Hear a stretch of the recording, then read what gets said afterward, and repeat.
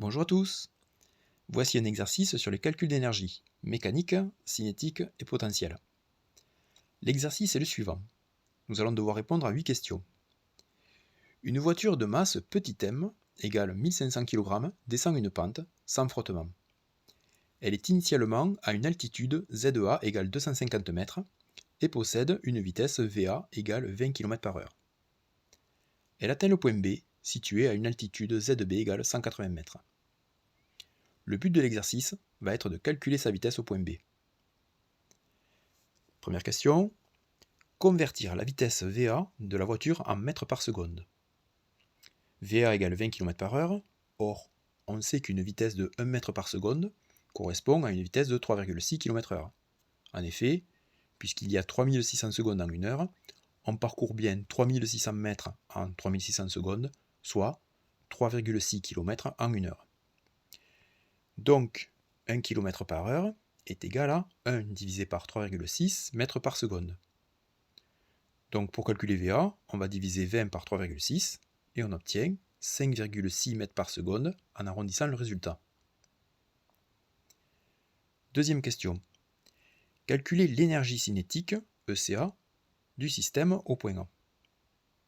En A, la vitesse est donc égale à 5,6 mètres par seconde et l'expression de l'énergie cinétique en A est ECA égale 1/2 de mVA carré avec petit m la masse en kilogrammes, petit v la vitesse en mètres par seconde.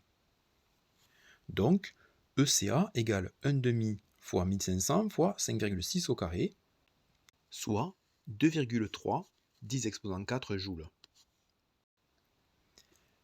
Troisième question. Calculer l'énergie potentielle au point A. Alors l'énergie potentielle dépend de l'altitude, et en A, ZA égale 250 mètres. Et l'énergie potentielle a pour expression EPPA égale mgZA, où petit g représente l'intensité de la pesanteur, qui est égale à 9,81 Newton par kg. Donc, l'énergie potentielle en A est égale à 3,68 10 exposant 6 joules.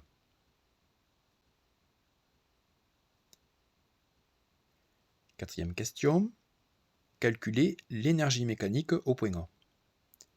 On sait que l'énergie mécanique est égale à la somme des énergies cinétiques et potentielles. Donc en A, EM égale 1/2 de mVA carré plus mgZA, soit 3,7 10 exposant 6 joules. Cinquième question. Déterminer, sans calcul, l'énergie mécanique au point B. Alors, pour pouvoir répondre à cette question, il faut s'appuyer sur l'énoncé qui nous dit que la voiture, même si c'est pas très réaliste, descend sans frottement. Or, s'il n'y a aucun frottement, l'énergie mécanique se conserve tout au long du trajet. C'est-à-dire que l'énergie mécanique en B est égale à l'énergie mécanique en A. Donc ici, EMB est aussi égal à 3,7 10 exposant 6 joules. Sixième question. Calculer l'énergie potentielle en B, avec ZB égale 180 mètres. Donc c'est le même calcul que précédemment. EPPB égale mgZB égale 2,65 10 exposant 6 joules. Septième question. Calculer l'énergie cinétique en B. On ne connaît pas la vitesse au point B, puisqu'il faut la calculer, mais on sait que l'énergie mécanique au point B est égale à la somme des énergies cinétiques et potentielles. Donc, l'énergie cinétique est égale à l'énergie mécanique en B moins l'énergie potentielle au point B. Soit ECB égale 1,03 10 exposant 6 joules. On va donc pouvoir maintenant calculer la vitesse de la voiture au point B, c'est ce qui nous est demandé à la question 8. Donc, nous réécrivons l'expression de l'énergie cinétique en B, ECB égale 1/2 de mVB carré.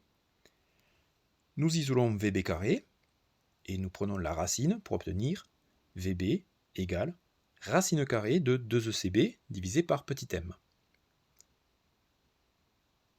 Et, après calcul, nous obtenons la vitesse VB égale 37,1 mètres par seconde.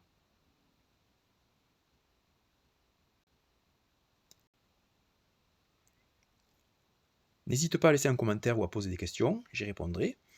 Et si tu veux recevoir les prochaines vidéos, pense à t'abonner. À bientôt!